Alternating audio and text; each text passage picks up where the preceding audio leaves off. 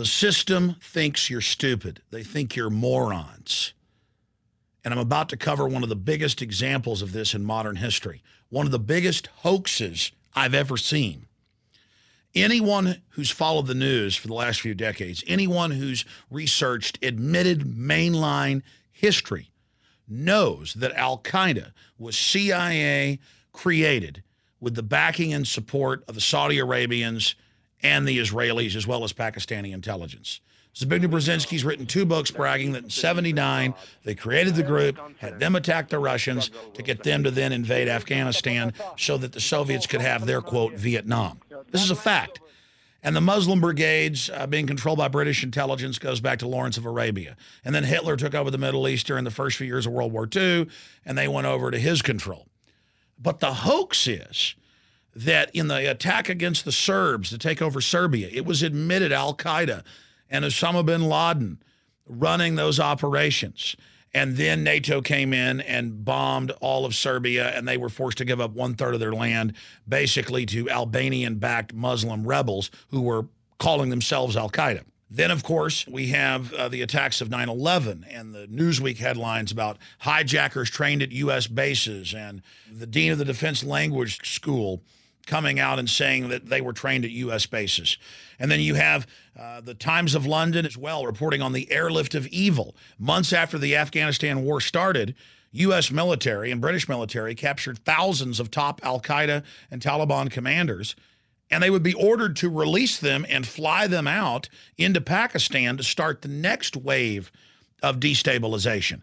So Al-Qaeda, on record, is a CIA/British/Israeli/Saudi Arabian creation. And they're used all over the world.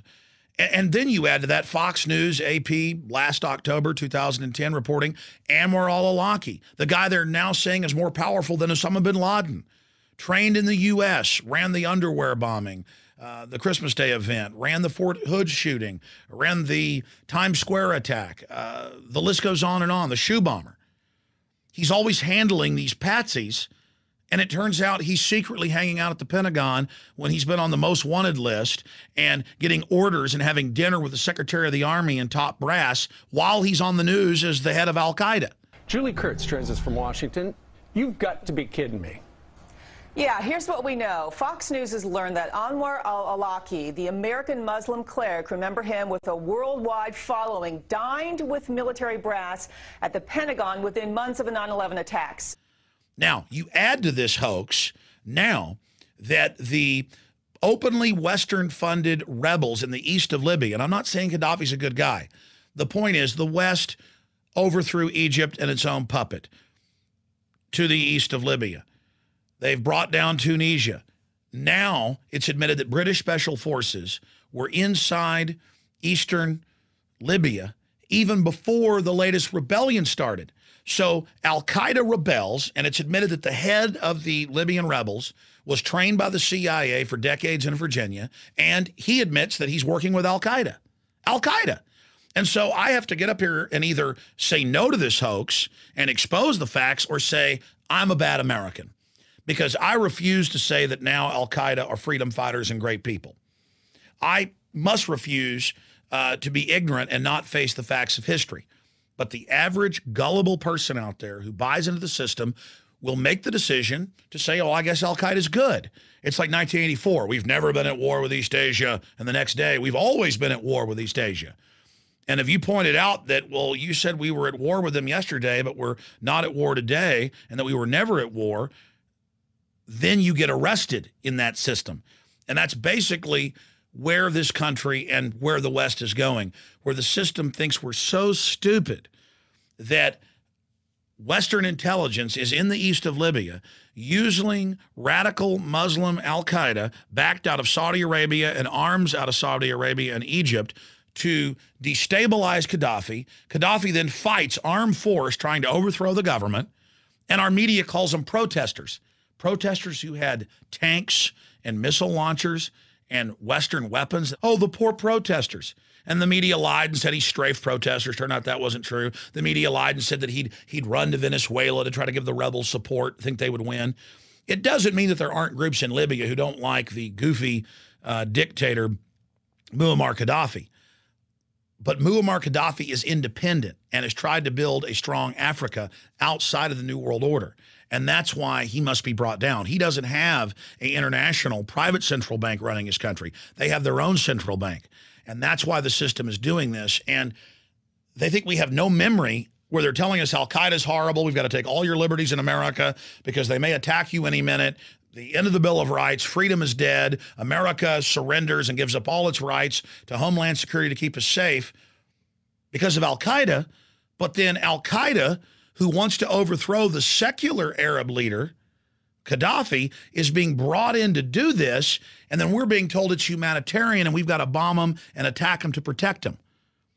I mean, think about it, folks. Anwar al-Awlaki, the #1 guy under bin Laden, secretly hanging out at the Pentagon. The Taliban and Al-Qaeda being flown out to safety in the first few months of the Afghan war to start the next crisis. Al-Qaeda being used to attack the Serbs. When the Serbs fight back, oh, it's humanitarian, we've got to bomb them. They just move Al-Qaeda around all over the world, call them humanitarian freedom fighters if anybody resists them, and then the UN and NATO comes in and bombs the daylights out of them. But at least with the attack in the 90s against Serbia, they went and got congressional authorization for force. At least Bush with his illegal wars, because they were still wars of aggression, but he went and got the Congress to sign off on it, wasn't engaged in that form of brazen treason. Obama, less than 48 hours after the UN gave that resolution to invade, openly, in front of everyone, he ordered the U.S. military to start bombing and firing cruise missiles when out in the open, the UN had given the order and Obama hadn't even consulted Congress.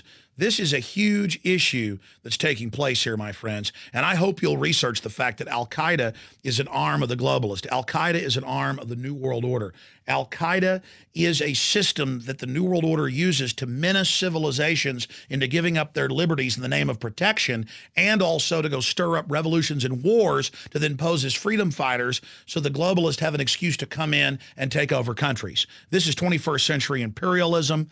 And Al-Qaeda is the key set piece on this game of chess to bring us into the world government. They are a creation of the private banking cartels who are waging wars against the nation state and all basic liberties that defend the rights of the indigenous populations of the nation states. Al-Qaeda is CIA, is MI6, is Mossad, is Saudi Arabian intelligence, and they've caught British SAS dressed up like Al-Qaeda shooting at police in Basra to get Sunnis and Shiites killing each other.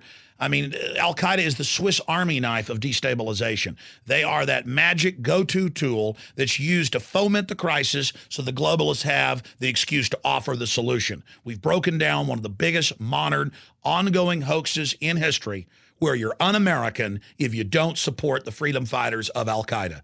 Well, I don't support them, and I don't agree with what Ronald Reagan said about them, saying that they were founding father material. I don't like Al-Qaeda. Now, you may hate me because I don't love Al-Qaeda. I'm not going to apologize. I'm sorry. I hate Al-Qaeda, and I hate their handlers even more. Ask yourselves, what are you doing in this time of great challenge? What are you doing to unlock minds?